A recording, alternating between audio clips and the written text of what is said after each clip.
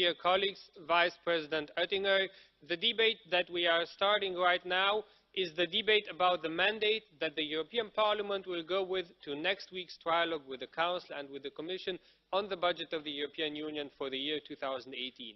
And why is this important? Because in this report, which I drafted and which I brought in front of you, we are providing the first reaction of the Parliament, the evaluation of the draft budget of the European Commission on the basis of the political priorities of the Parliament, which we have adopted with a large majority in the plenary of the Parliament in March. And before we talk about the political priorities and the in-depth evaluation of the draft budget, I would like to say one thing very clear ahead of the next week's trilogue and towards the Council that we are going to meet next week. The European Parliament will not accept automatic cuts to all budgetary lines, to all headings of the budget, as the Council has been doing in recent years. Because the European Union's budget is not made by machines for machines, but it is made by politicians for the people on the basis of political priorities and taking into account the expectations of the people. And automatic cuts made by the Council through all headings of the budget, not taking into account political priorities which the Council and us, the Parliament, have given ourselves to jointly, that is clearly irresponsible. Now, what are the political priorities of the European Parliament? We have said since the beginning of the year that we have two main priorities. Number one, growth and jobs, and number two, the safety, the security of the citizens.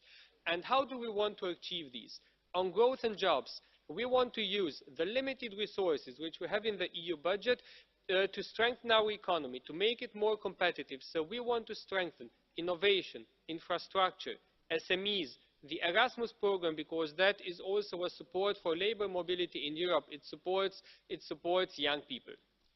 And I want to say very clear, Commissioner Oettinger, the draft budget which you have presented at the end of May generally corresponds and is in line with the big important political priorities which we adopted in March. I think you did the right thing on the first priority, on growth and jobs, to strengthen innovation, so the Horizon 2020 programme, infrastructure, Connecting Europe facility, Erasmus.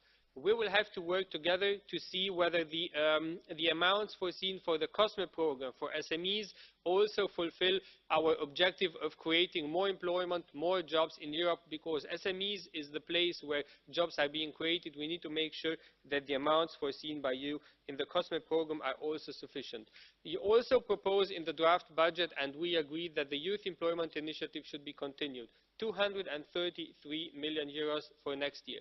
That is good, but in parallel we also have to make sure that this money is well spent. We owe that to the citizens of Europe, to make sure that every single euro spent is well spent, and concerns expressed by the Court of Auditors with regard to the Youth Employment Initiative, we will take very serious. Now the second priority, security, the safety of the citizens. That is important because there can be no growth and no jobs without safety. If people do not feel safe in Europe, then there is no labour mobility, then there is no investments. And we wanted to see, to achieve this objective, we wanted to see the agencies of the Union which have responsibility in justice and home affairs strengthened. You are proposing this. We will have to work together in the upcoming months and also with the Council to see to which extent that corresponds to the needs on the ground, or whether we will have to do more. My report on the mandate for the trilogue clearly supports the preparatory action on defence, because we have, in those areas where member states are ready to cooperate at the European level on defence research, we have to enable this. We have to stop spending money 28 times in 28 member states at national level, but spend it once at European level and then share the results amongst all of us. When it comes to the neighbourhood policy, you increase the NEEs programme. We think that is very good. We have to see whether the amounts allocated for Western Balkans are sufficient on the ground. And last, yes, Mr. President, I want to say that we need, and this is a call towards the European Commission as a whole, whole, we need a quick decision on the continuation of the Turkey refugee facility. That is not for you to decide, but the Commission as a whole needs to provide us with clarity. We need to know how much money will be needed for this important program. Growth and jobs and security, safety of the citizens are our biggest priorities. This is what we agree with the Commission, that it should receive priority next year. In addition to this, as was said before, we should not forget traditional policies of the Union, cohesion, agriculture, and we should ensure also proper financing for this.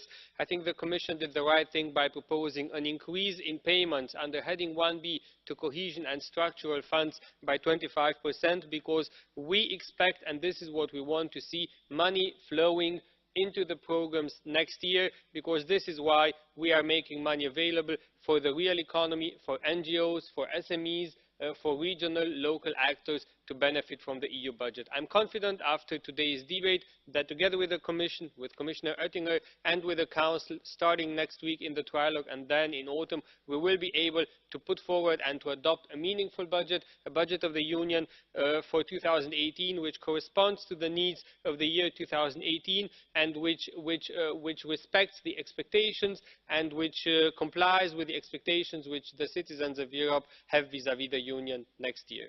Thank you very much to everyone.